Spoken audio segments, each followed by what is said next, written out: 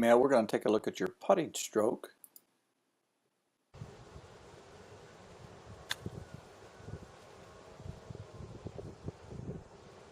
First, let's look at your setup. You've got a triangle in your arms and the shaft of a letter Y. That's pretty common. I like the fact that your elbows are tucked in a little bit. I probably would prefer over time for your left elbow to, instead of being floating away from the side, actually be touching your side. But that looks pretty good right there. Eyes right over the ball, that's very good. Let's take it back and look at your stroke as you go through. Staying very stable and still. You're not wristy going back. You're swinging your forearms and you're keeping your letter Y together. As you hit the ball, your head is down. Now, as you come through, you'll notice that this angle, the back of your wrist, will start to increase. And so you have a rather severe cupping in the back of your left wrist as you putt, and your eyes also follow the ball immediately, and you can see how your left arm has pulled away from your side. The other thing that you do, same as Tom, is that your grip has this forefinger on the shaft, which is uncommon at the elite level. The top putters would not do that. They would have a different kind of a grip. There is some danger in using the forefinger down the shaft in that it will tend to create more of a, using that finger to flip the putter head into the ball. And this makes it more difficult to develop good speed control. Now we're going to compare your stroke to Tiger Woods, who's known as one of the best putters of all time. And let's compare first your setup. Now, Tiger does have his elbows slightly bent. He has the letter Y, just like you do. His elbows are kind of hugging his sides a little bit. They're tucked in, so his elbows are intentionally closer together. He doesn't try to separate his elbows away from each other, but tries to keep them closer together. So this would be the more fundamentally sound stroke. He has a very evenly balanced setup. He doesn't have more weight on one foot versus the other. You have a tendency to be a little bit more on your back foot than evenly balanced between the feet. As we take Tiger's putting stroke through, as he goes back and strikes the ball, his head is down at this point. As the ball continues, as his stroke continues, he keeps his head still straight down, doesn't turn his head even after the ball leaves the screen. His putter has come to a complete stop here, and his head is still down. Now Tiger will slowly start to turn his head to look at the ball. And so now he is looking at the ball, but while he's looking, he keeps his putter follow-through position locked forward. He does not recoil that putter back.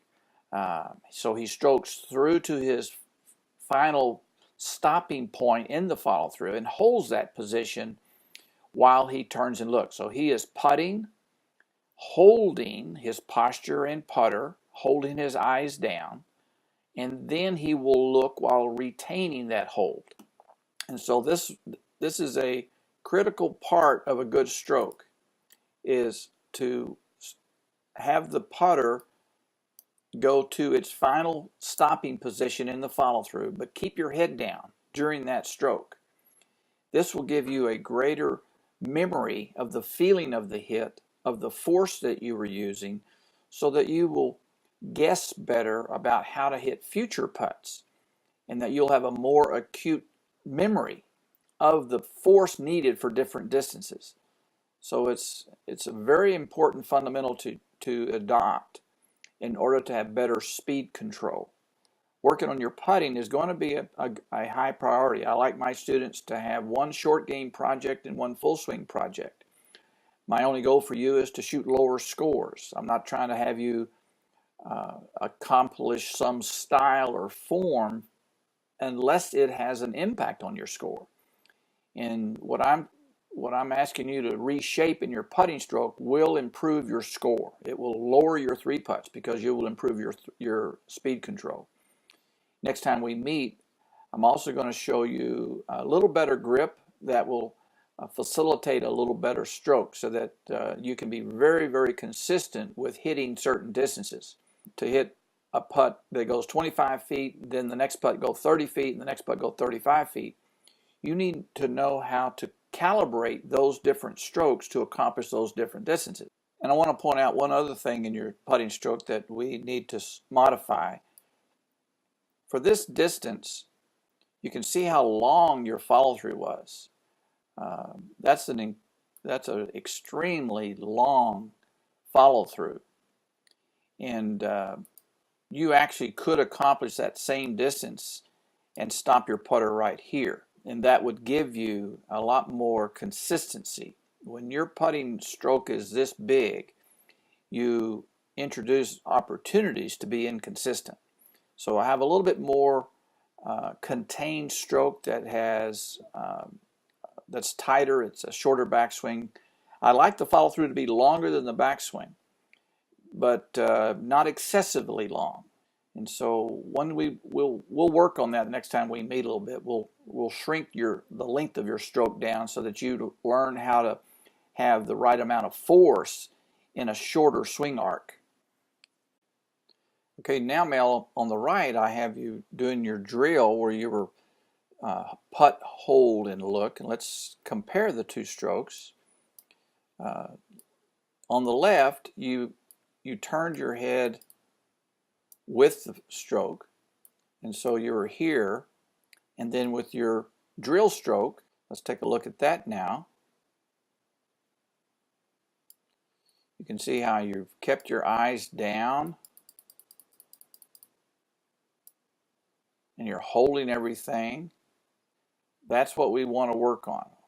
Now we'll also work on not cupping this left wrist quite so much, but one thing at a time. Let's make small changes at a time. So right now, the only thing I want you working on when you practice and then when you actually play, I want you to try to start learning and to get comfortable with doing a putting stroke where you strike the putt. Don't immediately turn to look at the ball roll to the hole. That visual information is worthless to you. You need to absorb the feeling of that hit for future putts so that you make better guesses of how hard to hit future putts. So, and the best opportunity to do that absorption of the feeling of that power is right at after the impact. So you've got to have your head down and not let it be distracted by the visual information. And then after a moment or two, you can then go ahead and turn and look at the result.